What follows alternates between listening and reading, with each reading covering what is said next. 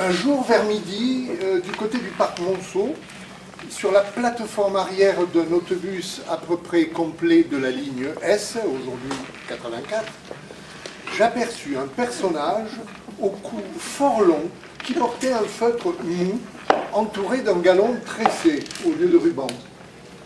Cet individu interpella tout à coup son voisin en prétendant que celui-ci faisait exprès de lui marcher sur les pieds chaque fois qu'il montait ou descendait les voyageurs. Il abandonna d'ailleurs rapidement la discussion pour se jeter sur une place devenue libre. 2 heures plus tard, je le revis devant la gare Saint-Lazare en grande conversation avec un ami qui lui conseillait de diminuer l'échancrure de son pardessus en faisant remonter le bouton supérieur par quelques tailleurs compétents. Moi, je comprends ça. Un type qui s'acharne à vous marcher sur les pinglots, ça vous fout en rogne. Mais après avoir protesté, aller s'asseoir comme un péteux, moi, je comprends pas ça. Moi, j'ai vu ça l'autre jour, sur la plateforme arrière d'un autobus S. Moi, je trouvais le coup un peu long à ce jeune homme. Et aussi bien rigolote, cette espèce de tresse qu'il avait autour de son chapeau. Moi, jamais j'oserais me promener avec un couvre-chef pareil. Mais, c'est comme je vous le dis, après avoir gueulé contre un autre voyageur qui lui marchait sur les pieds, le type est allé s'asseoir, sans plus. Moi, je lui aurais foutu une baffe à ce salaud qui m'aurait marché sur les pieds. Il y a des choses curieuses dans la vie. Moi, je vous le dis. Il n'y a que les montagnes qui ne se rencontrent pas. 2 heures plus tard, moi, je rencontre à nouveau ce garçon. Moi, je l'aperçois devant la gare Saint-Lazare. Moi, je le vois en compagnie d'un copain de sa sorte qui lui disait, moi, je l'ai entendu, hein. Oui. Tu devrais remonter ce bouton-là. Moi, je l'ai bien vu. Il désignait le bouton du dessus.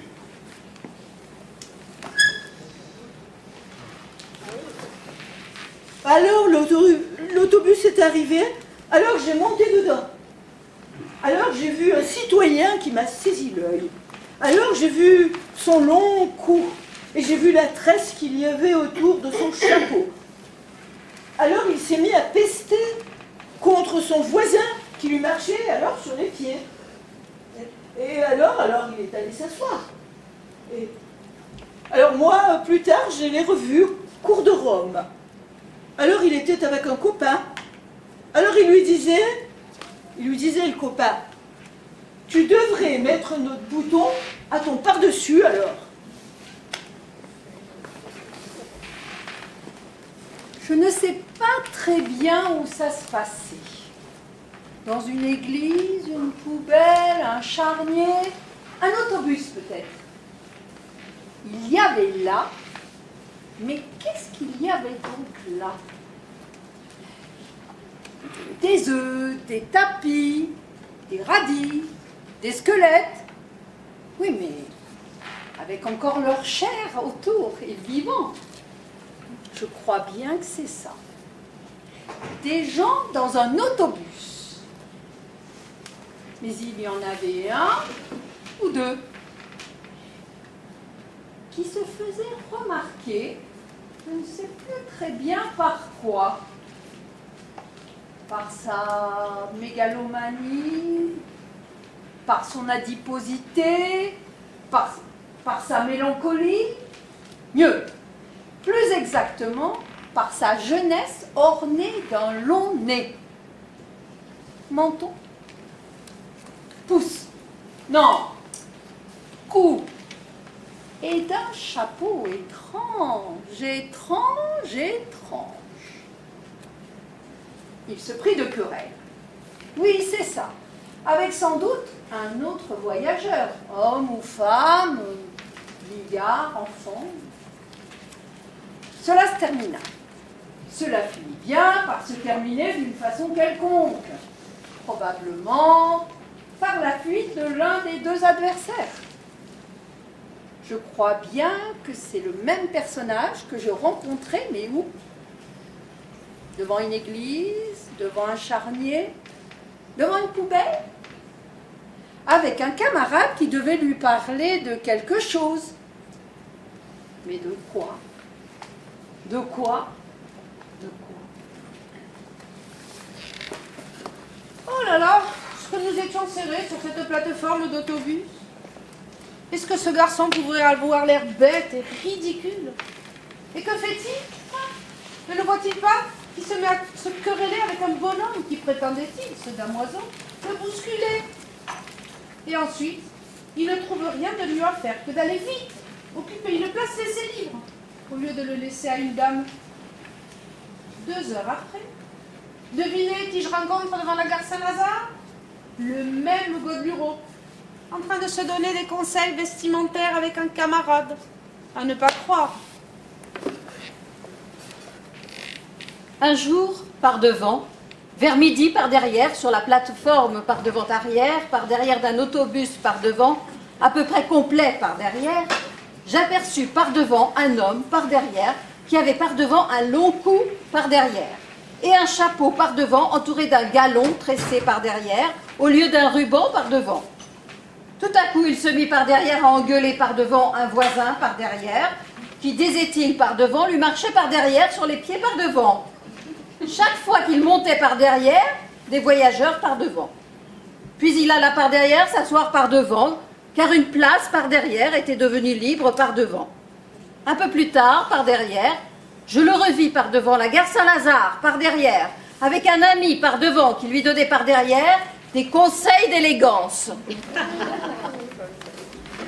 J'avais mon poids de petit bout de papier avec ce numéro dessus, mais nous sommes quand même montés dans cette carriole.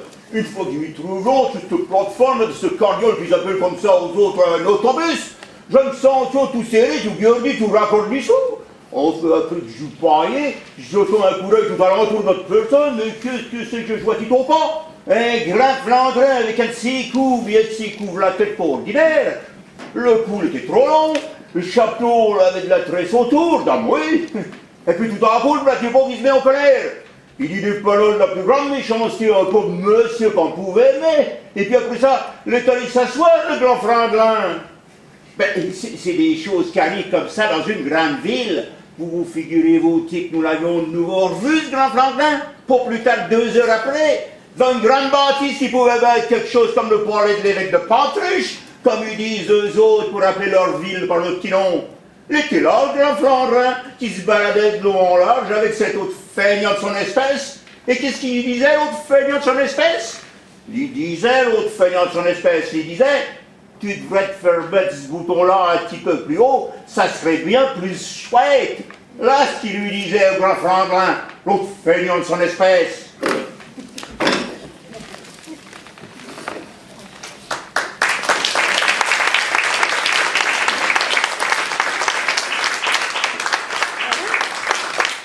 Exercices de style de Queneau. Qui mieux que Queneau pouvait démontrer qu'on peut raconter une histoire de 1000 façons, on peut lire un texte de 1000 façons, il suffit d'y mettre du cœur, et c'est ce que nous allons faire ce soir. Alors on est ravis qu'il y ait autant de volontaires pour venir partager avec nous vos coups de cœur, peut-être ce que vous avez écrit vous-même. Voilà, pour nous c'est une grande joie. Et nous allons démarrer dès maintenant. Donc il y a 2 postes de lecture. Il faut choisir, on va aller se mettre là-bas ou aller se mettre là. La lumière permet de bien y voir. Voilà, il faut faire attention aux fils qui peuvent éventuellement traîner. On va essayer de faire succéder les lectures. Voilà, alors ce ne sera pas tout à fait au hasard, mais presque. Et j'ai envie de demander s'il veut bien à monsieur Kesbeck de démarrer cette soirée. Alors il y a un micro également, on peut, si les personnes qui lisent ont peur que leur voix ne porte pas, il faut se rapprocher un petit peu du micro. Mais j'avais pas prévu un aussi grand... C'est ainsi. Voilà, alors Kess va nous lire un extrait de Parle Parle-nous des enfants, qui est un extrait du prophète de Khalil Gibran, qui s'intitule Parle-nous des enfants. Et dit une femme tenant un enfant dans ses bras, parle-nous des enfants. Et il dit, vos enfants ne sont pas vos enfants. Ils sont les fils et les filles de la vie, en nostalgie d'elle-même. Ils viennent par vous, mais non de vous. Et même s'ils sont avec vous, ils ne vous appartiennent pas. À vous de leur offrir votre amour, non vos idées, car ils ont, eux, leurs propres idées. Il vous revient de donner refuge à leur corps, non à leur âme, car leurs âmes habitent le séjour de l'avenir que vous ne sauriez visiter, même en rêve. À vous de faire l'effort de leur ressembler, mais n'essayez pas de les rendre semblables à vous, car la vie ne revient pas en arrière et ne s'attarde pas avec l'hier. Vous êtes les arcs, pourquoi vos enfants sont projetés comme flèches vivantes. L'archer voit le but à l'infini et il vous ploie de toute sa force pour que ces flèches aillent vite et loin. Que votre ploiement sous sa main soit motif de joie, car de même qu'il aime la flèche qui s'élance, ainsi aime-t-il l'arc en sa main assurée.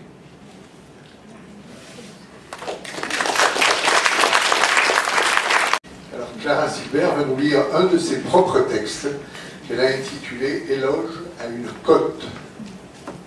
Ceux de cette côte. Peut-être il faut se rapprocher du micro, oui. Hein. Ou alors donner vraiment de la voix.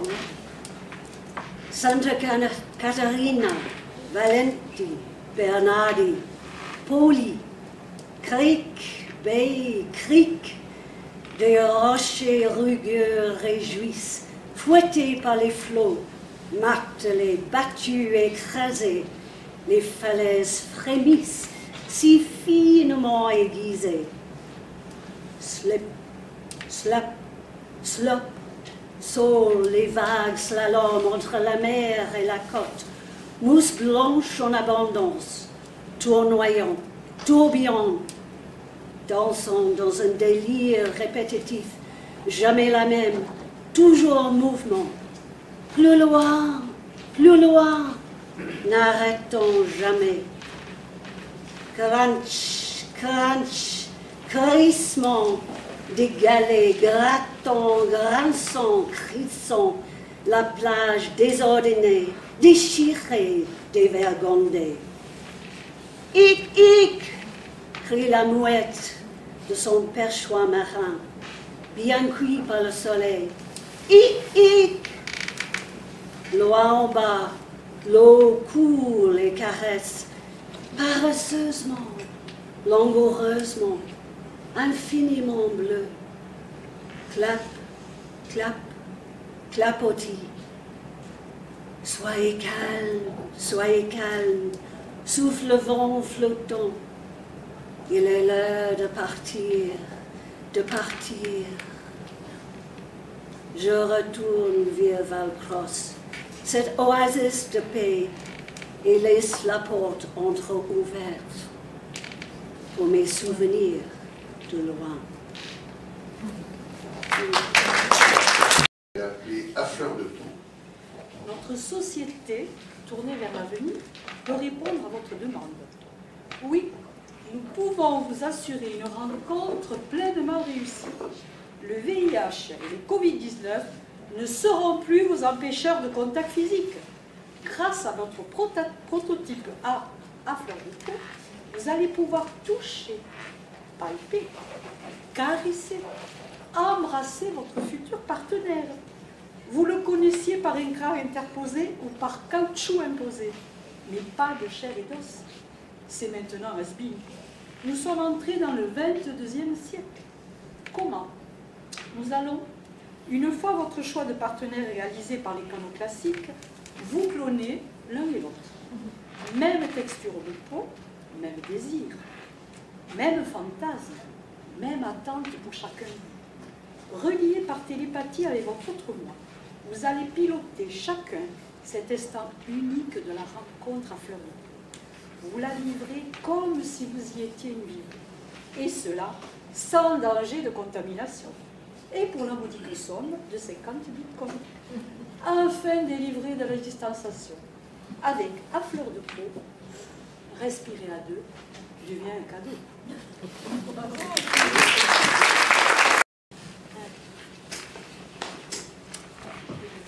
Je vais mettre. Voilà.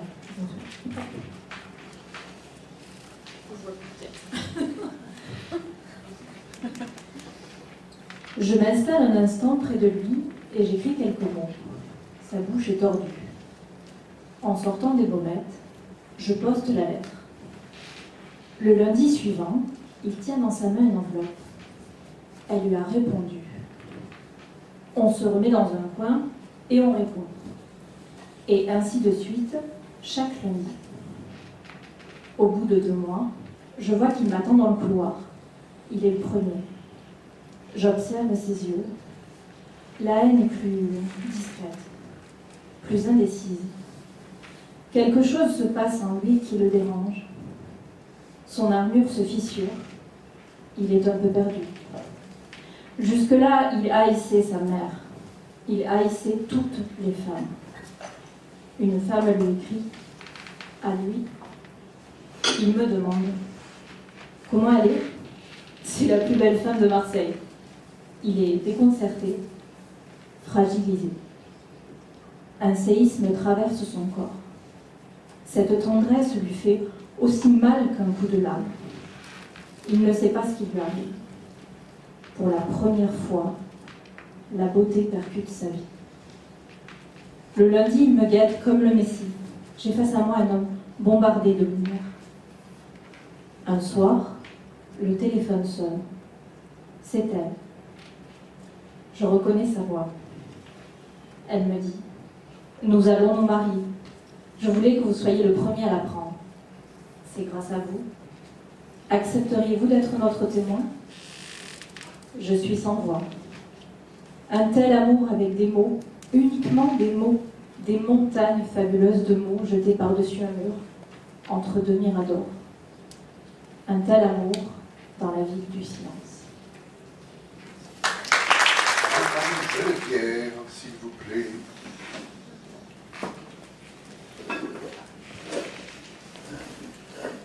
Alors Anne-Marie va lire un texte d'Isabelle Calissabou, un très beau poème qui s'appelle Rêve d'automne. Et Isabelle est dans la salle, je ne la montre pas à ceux qui ne la connaissent pas, mais regardez vers qui je regarde. J'aimerais revenir là-bas, sous la tonnelle, et regarder tomber les feuilles sur le sol, retrouver le chemin, la petite chapelle, la vigne, l'amandier et le paparasol. Je voudrais m'enivrer de l'ombre où s'abandonne le silence, apaisant les rivages lointains, la paresse du vent, la clarté de l'automne. Je saurais, de nouveau, dans le jour incertain, contempler l'horizon quand la nuit se dessine, quand la brume du soir dissipe les sanglots, et rêver, en voyant au-dessus des colis le soleil qui rougit comme un coquelicot.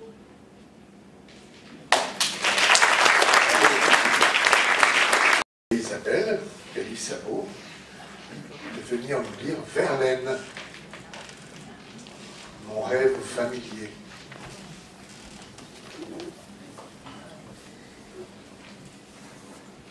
Mon rêve familier. Je fais souvent ce rêve étrange et pénétrant d'une femme inconnue et que j'aime et qui m'aime, et qui n'est chaque fois ni tout à fait la même, ni tout à fait une autre, et m'aime et me comprend. Car elle me comprend, et mon cœur transparent Pour elle seule, hélas, cesse d'être un problème. Pour elle seule. Et les moiteurs de mon front blême, elle seule laissait rafraîchir en pleurant. Est-elle brune, blonde ou rousse, je l'ignore.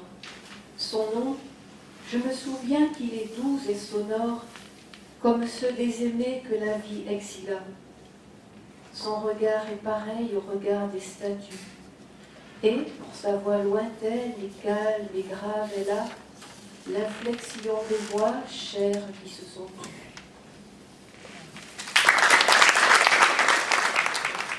Parce qu'on m'a demandé de faire un discours, je vous signale tout de suite, mesdames et messieurs, que je vais parler pour ne rien dire. Oh, je sais, vous pouvez penser, s'il n'a rien à dire, il ferait mieux de se taire. Ouais, mais c'est trop facile. C'est trop facile. Vous voudriez que je fasse comme ceux qui n'ont rien à dire et qui le gardent pour eux? Eh bien non. Mesdames et messieurs, moi quand je n'ai rien à dire, je veux qu'on le sache. Je veux en faire profiter les autres. Et si vous-même, mesdames et messieurs, vous n'avez rien à dire, eh bien on en parle, on en discute. Ah, je ne suis pas l'ennemi du colloque. Mais me diriez-vous, si on parle pour ne rien dire, de quoi allons-nous bien parler? Eh bien de rien. De rien, car rien n'est pas rien. La preuve, c'est qu'on peut le soustraire. Rien moins rien égale moins que rien. Alors si on peut trouver moins que rien, c'est que rien vaut déjà quelque chose. On peut acheter quelque chose avec rien. Et en le multipliant, une fois rien, c'est rien. Deux fois rien, c'est pas beaucoup. Mais trois fois rien, pour trois fois rien, on peut déjà acheter quelque chose. Et pour pas cher. Maintenant, si vous multipliez 3 fois rien par 3 fois rien, rien multiplié par rien égale rien. Hein. Et 3 multiplié par 3 égale 9. Ça fait rien de 9. Bon, allez, parlons d'autre chose. Parlons de la situation, tenez. Parlons de la situation sans préciser laquelle. Si vous le permettez, je vais faire brièvement l'historique de la situation, quelle qu'elle soit. Il y a quelques mois, souvenez-vous, la situation, pour ne pas être pire que celle d'aujourd'hui, n'en était pas meilleure non plus. Déjà, nous allions vers la catastrophe, et nous le savions. Nous en étions conscients.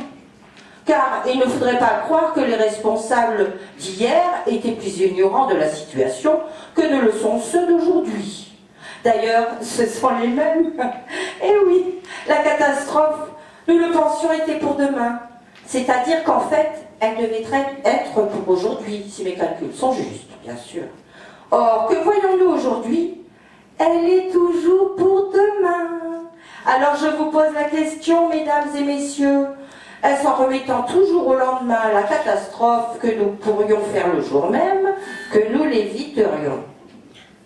D'ailleurs, je vous signale, entre parenthèses, que si le gouvernement actuel n'est pas capable d'assurer la catastrophe, il est possible que l'opposition s'en empare.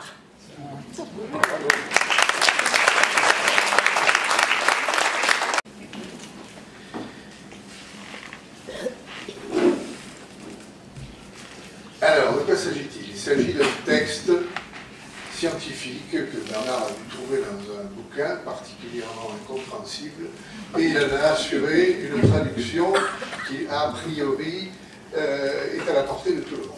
Voilà, on les laisse faire leur prestation.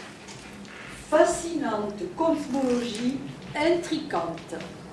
Intrigante, amorologie annihilante.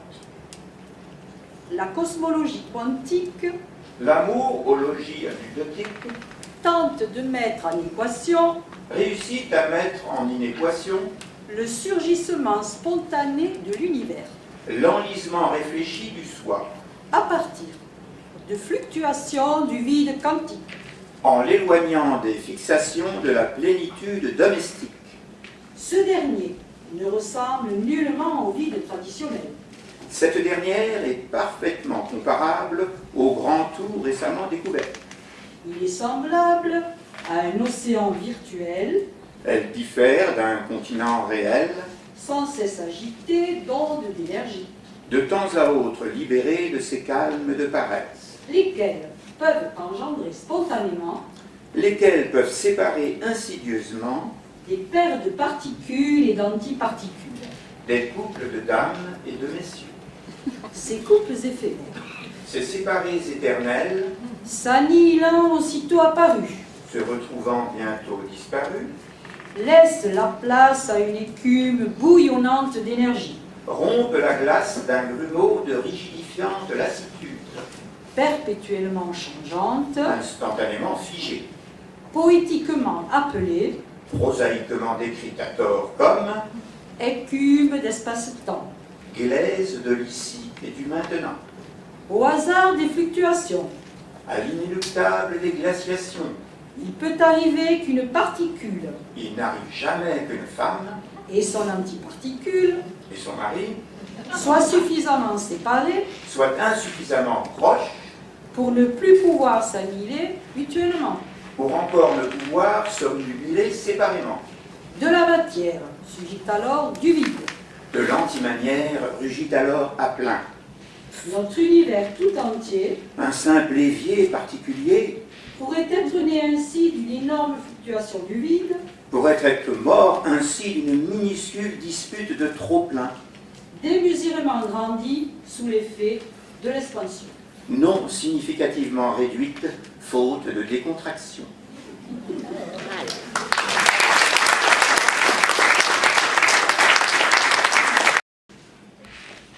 Alors Janine Méry va nous lire un texte de Nazim Hikmet qui s'appelle Le Globe, qui est turc. Le globe. On entend? Oui. Rapprochez-vous un peu. Offrons le globe aux enfants, au moins pour une journée.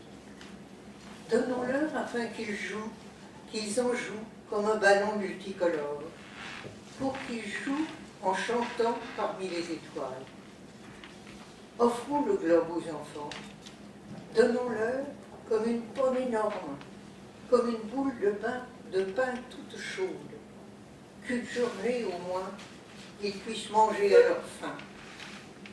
Offrons le globe aux enfants, qu'une journée au moins, le monde apprenne la camaraderie. Les enfants prendront de nos mains le globe, ils y planteront des arbres immortels.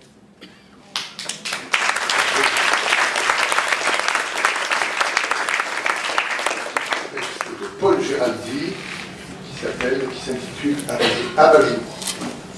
Abajour. Tu demandes pourquoi je reste sans rien dire? C'est que voici le grand moment, l'heure des yeux et du sourire. Le soir, que ce soir, je t'aime infiniment. Serre-moi contre toi. J'ai besoin de caresses. Si tu savais tout ce qui monte en moi ce soir, d'ambition, d'orgueil, de désir, de tendresse et de bonté. Mais non, tu ne peux pas savoir. Baisse un peu l'abat-jour, veux-tu? Nous serons mieux. C'est dans l'ombre que les cœurs causent, et l'on voit beaucoup mieux les yeux quand on voit un peu moins les choses. Ce soir, je t'aime trop pour te parler d'amour. Serre-moi contre ta poitrine. Je voudrais que ce soit mon tour d'être celui que l'on câline. Baisse encore un peu l'abat-jour. Là, ne parlons plus. Soyons sages. Et ne bougeons pas. C'est si bon, tes mains tièdes sur mon visage. Mais qu'est-ce qu'encore? Que nous veut-on? Ah, c'est le café qu'on nous apporte. Eh bien, posez-le là, voyons. Faites vite et fermez la porte. Qu'est-ce que je disais donc? Nous prenons ce café maintenant? Tu préfères? C'est vrai, toi tu l'aimes chaud, très chaud. Veux-tu que je te le serve? Attends, laisse-moi faire. Il est fort aujourd'hui. Du sucre? Un seul morceau? C'est assez? Veux-tu que je goûte? Là, voici votre tasse, amour. Mais qu'il fait sombre, on y voit goutte. Lève donc un peu l'abat-jour. C'est extrait de Ma grand-mère avait les mêmes. Et le titre, c'est Moi, j'ai bien aimé.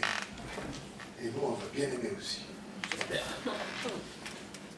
Depuis quelques instants, le consensus négatif s'est enflé. Ce film, ou ce disque, cette expo, ce bouquin, qui bénéficie d'une couverture médiatique énorme, de critiques unanimement enthousiastes, vient tout à coup de faire les frais de l'apéro. Le premier à s'engager dans la brèche a reçu un assentiment inespéré. Entre un deuxième verre de grave et l'ingestion d'un bout de chou-fleur cru, des voix se sont couvertes. Pas grand-chose, insupportable, aussi creux que prétentieux, bien d'accord, complètement surfait. La véhémence réchauffée par le Bordeaux rouge s'est épanouie en colère satisfaite, bien content d'entendre ça. Puis le maelstrom se dégonfle imperceptiblement. On se concentre davantage sur son verre. Ça te va trop bien cette coiffure. Et le stage de Mathilde?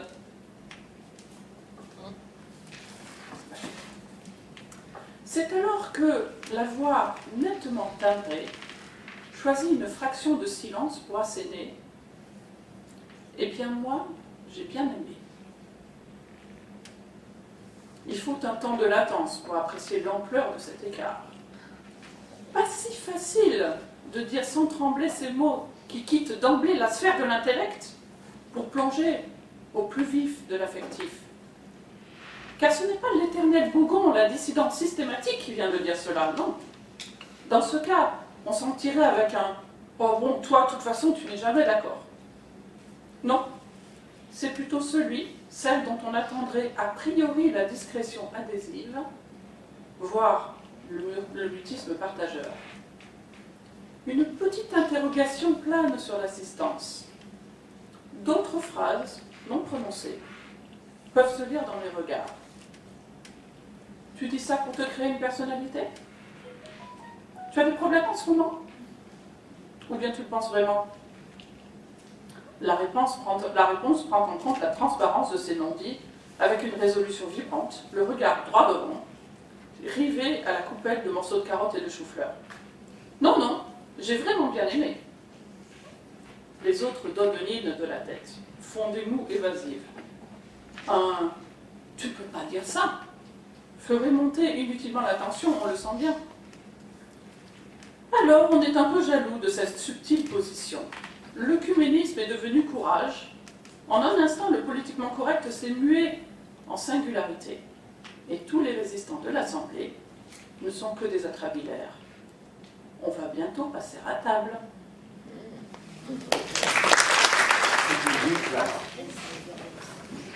Le texte n'a pas grand-chose à voir avec le sujet du livre. Mais dans ce texte, il est question d'une pêche en mer. Et comme nous sommes à Vagnous, j'ai dit, tiens, voilà, c'est intéressant. Malheureusement, j'ai dû beaucoup couper pour rester dans les 2 minutes, alors c'est un peu haché. Alors, c'est une pêche qui se situe au nord du cercle polaire. Yuri, dès ce matin-là, Yuri déchanta. Les hommes surgissaient, bouclant leurs cirés, se carapatant à leur poste comme de gros insectes jaunes. Le silence régnait, jusqu'à ce que l'énorme poche arrive à la surface. Grands ou petits, maigres ou gros, jeunes ou vieux, pendant quelques minutes, ils se ressemblaient tous. Mais dans ces corps tendus se lisait surtout une avidité immémoriale, la jouissance de voir une montagne de chair vivante s'abattre sur le pont. Goélands, mouettes, sternes, fulmars, sortis de nulle part, s'assemblaient dans un cortège vibrillonnant. Le Bosco, voyant l'énorme boudin frétillant à l'arrière, clamait au moins 2 bonnes palanquées. Il se précipitait à la tâche avec des gestes vifs, puissants et précis. À peine le cul du chalut était-il ouvert qu'une marée de bêtes luisantes submergeait le pont, dans un grand chouettement d'écailles. Ces poissons glissaient les uns sur les autres, s'enchevêtraient, les queues battaient désespérément, les yeux étaient exorbités, les gueules asphyxiées s'écartelaient, les corps sarqués, fouettant l'air, se tordaient. La tâche était rude. Les jeunes, parfois déséquilibrés par une vague, dérapaient sur le mucus. Si la caisse se renversait, ils récoltaient un torrent d'injures, de séricots, ou un coup de pied qui les envoyait la tête la première dans une masse gluante. À bord, les hommes criaient, piaillaient. Il régnait une ambiance de champ de bataille.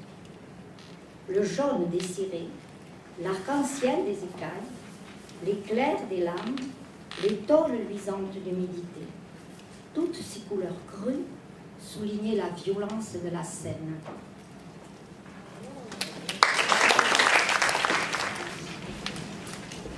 Entre eux, entend à demi-mot, sans que le mot entier soit dit.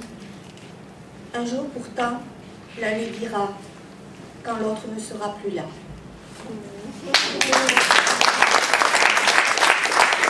On va nous lire Alfred de Musset. C'est un extrait de MVH. Je ne sais pas qui était MVH.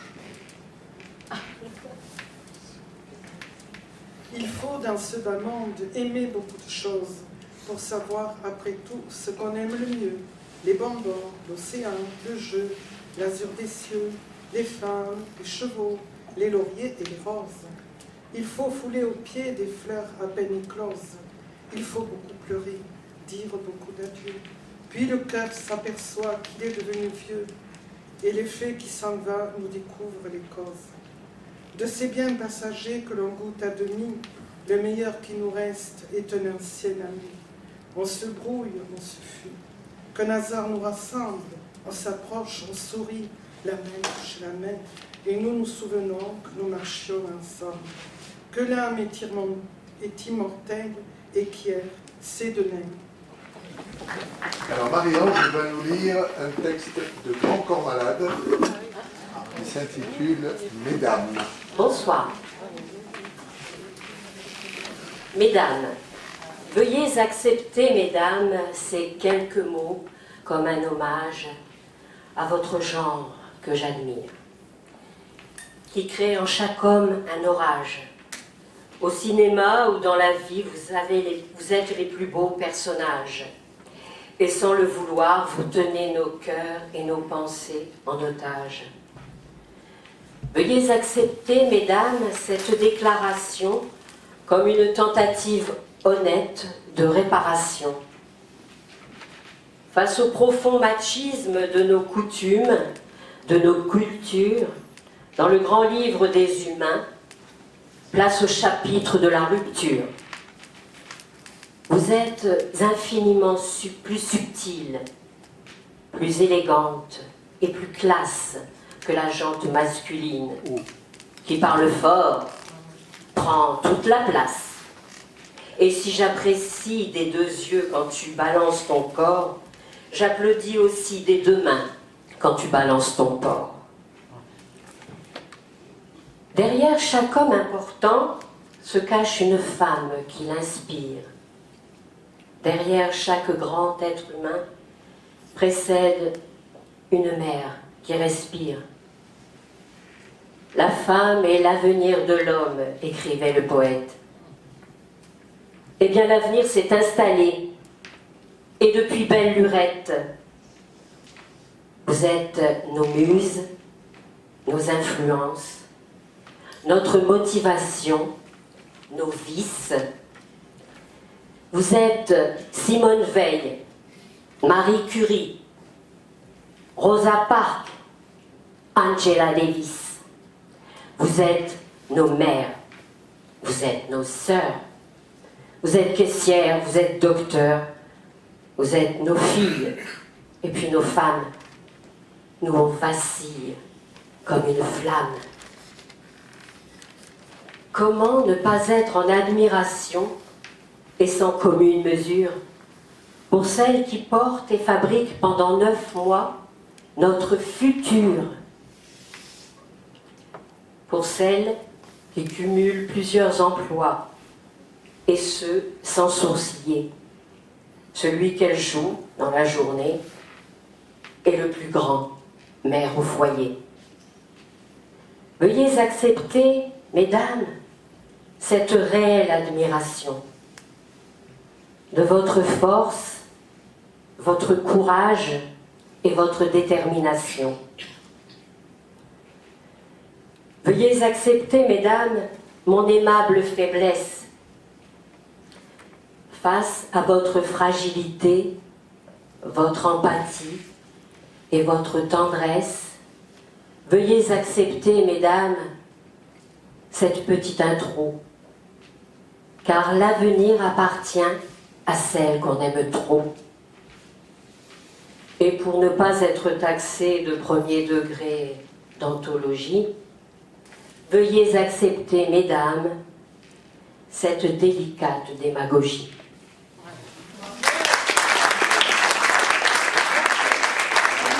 De Romain Rolland, extrait de Colin Brognon. Effectivement, ce texte est extrait de Colin Brognon, un roman régionaliste écrit par un auteur pas du tout régionaliste. Romain Rolland, grand écrivain du XXe siècle, épris de paix, connu et traduit dans le monde entier. Colin Brognon, le grand-père, sort de chez lui. C'est l'hiver. Je passe d'abord chez ma fille pour prendre ma petite Glodie. Nous faisons tous les jours notre promenade ensemble. C'est ma meilleure amie, ma petite brebiette, ma grenouille qui gazouille. Elle a 5 ans passés, plus éveillée qu'un rat et plus fine que moutarde. Dès qu'elle me voit, elle accourt. Elle sait que j'ai toujours ma hotte pleine d'histoires. Elle les aime autant que moi. Je la prends par la main. Viens, petite, nous allons au-devant de l'Alouette. L'Alouette, c'est la chandeleur qui ne sait pas qu'aujourd'hui elle nous revient des cieux.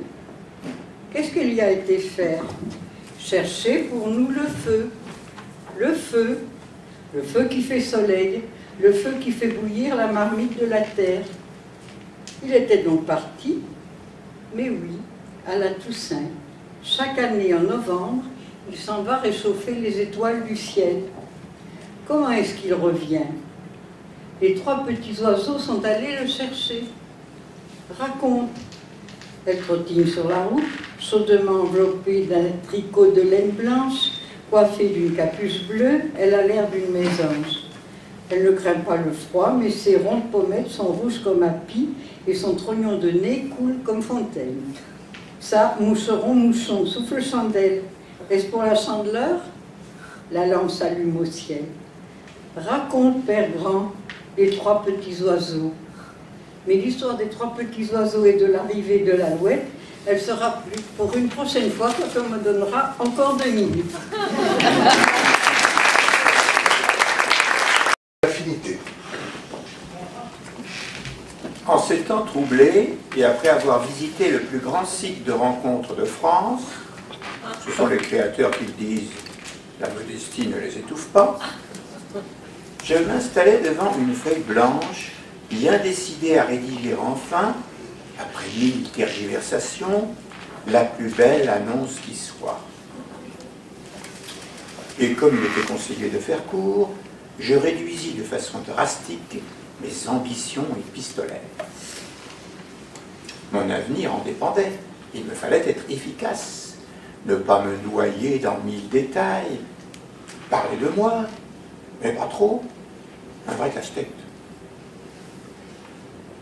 Femme, la soixantaine, j'ai volontairement arrondi, cela crée un flou artistique, bien dans son corps et dans sa tête, souhaiterait nouer une relation sérieuse avec un homme attentionné, aimant la nature, chasseur de tout poil, passez votre chemin, la musique, les livres, et surtout, ne rien faire quand tout s'agite autour de nous.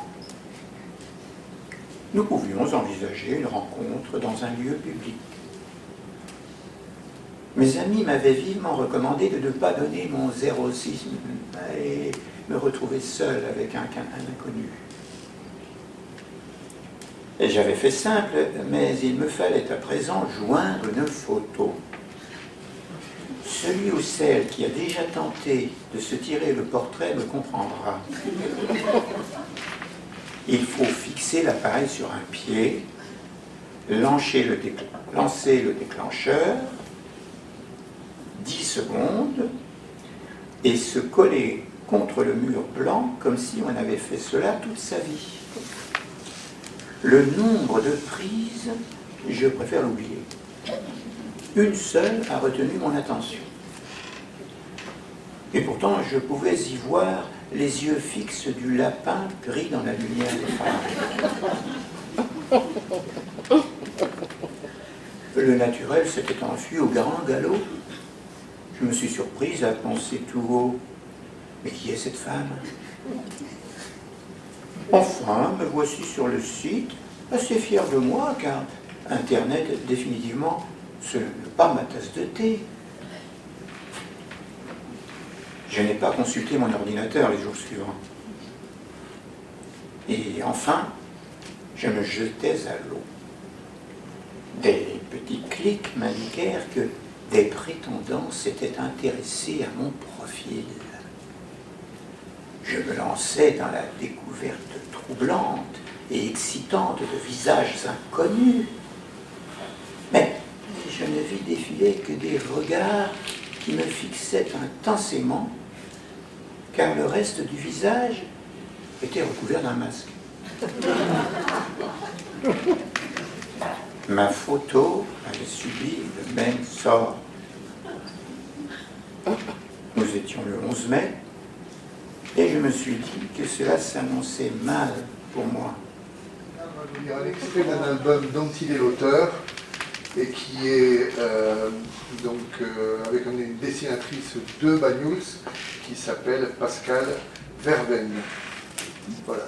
Merci. C'est un album en allemand, je crois. Oui, c'est un allemand. C'est arrivé avant une semaine, mais c'est un texte ici parce que j'ai vu dans une exposition de Pascal Verveine un tableau qui m'impressionnait.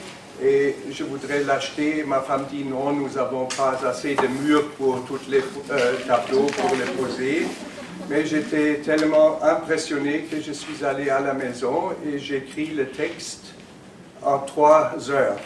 C'était ça, mais jamais je voudrais faire ce texte et je demandais Pascal Verveine pour faire avec moi une graphic novel, c'est ça. Ça veut dire c'est un bon jumelage des tableau avec le texte, et c'est pourquoi c'est ça, et je commence à lire du commencement de cette partie. C'est une histoire un peu triste parce que c'est la perte d'une sœur en famille, et comment on peut trouver une solution pour accepter cette perte.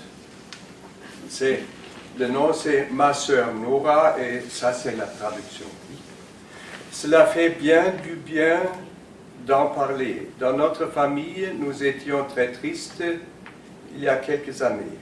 Ta sœur ne reviendra plus jamais, a dit mon père, et ma mère pleurait.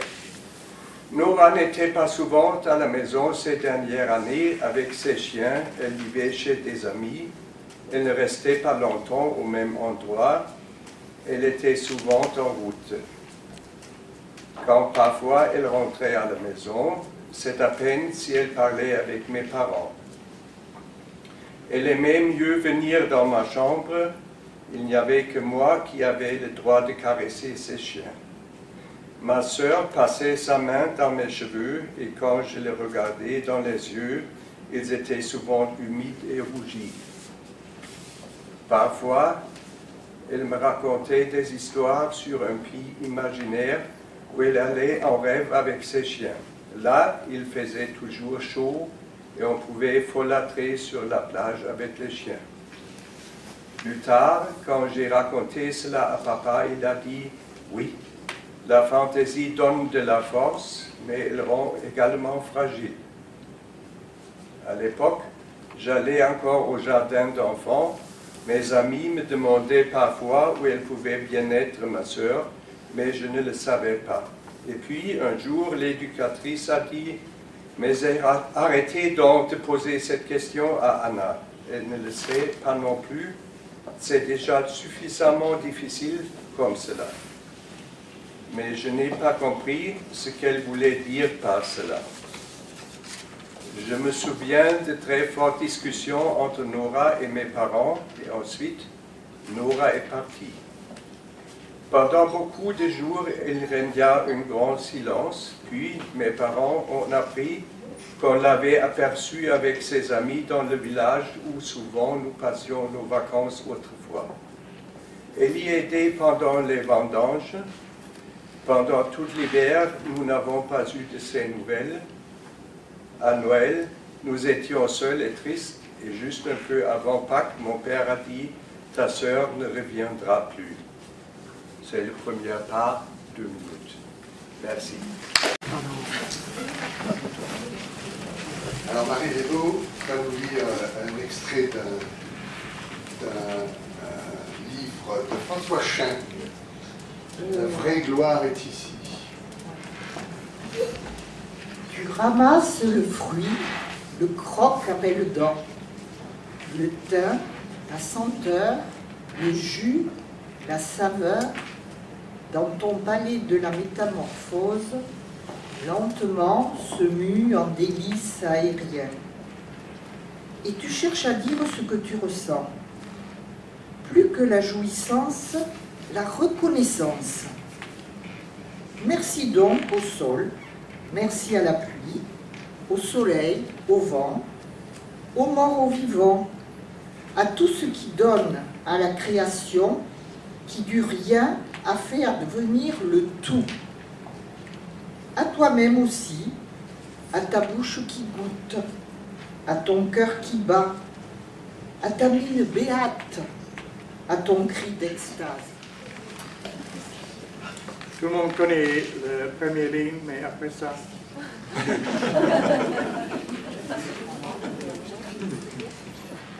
To be or not to be.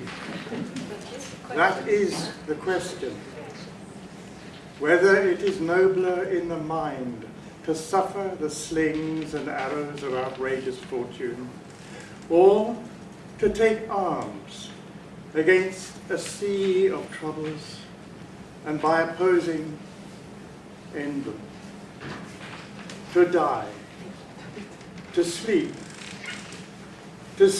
perchance to dream. Aye, there's the rub. For in that sleep of death, what dreams may come. When you have shuffled off this mortal coil, must give pause. There's the respect that makes calamity so long a life. The dread of something after death, the undiscovered country from whose bourne no traveller returns, puzzles the will, and makes us rather bear those ills we have than fly to others that we know not of.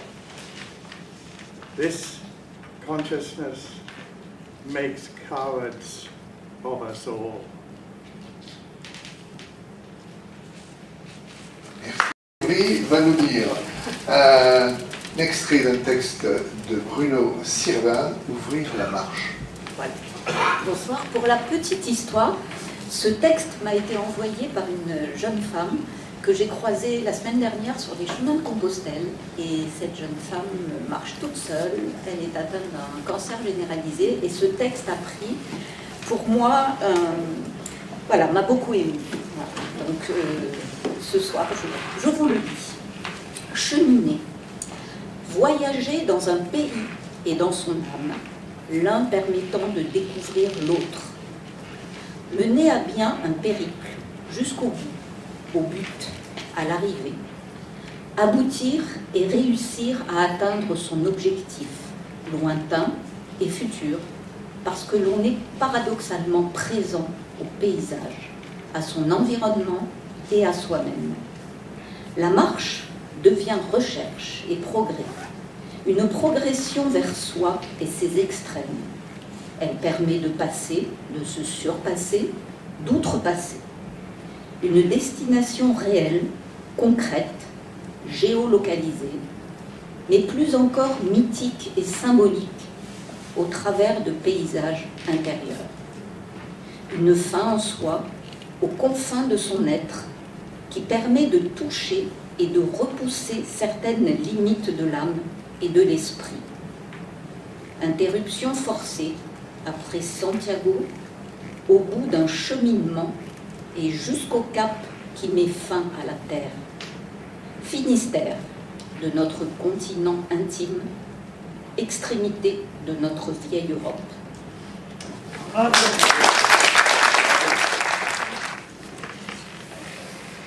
Le déni de la mort est apparu après la Seconde Guerre mondiale.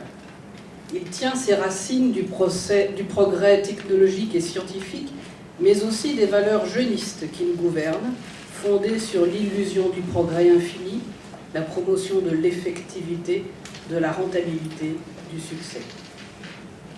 Ce déni de la mort a eu 3 conséquences. D'abord, au niveau individuel, il n'aide pas à vivre, il appauvrit nos vies. En faisant comme si la mort n'avait pas d'incidence sur notre manière de vivre, nous croyons vivre mieux, mais c'est l'inverse qui se produit. Nous restons souvent à la surface des choses, loin de l'essentiel. Ensuite, ce déni entretient une illusion, celle de la toute-puissance scientifique et technologique, celle du progrès infini. Avec ce fantasme incroyable, celui d'imaginer qu'un jour on pourrait avoir raison de la mort. Enfin, le déni de la mort nous conduit à ignorer tout ce qui relève de la vulnérabilité.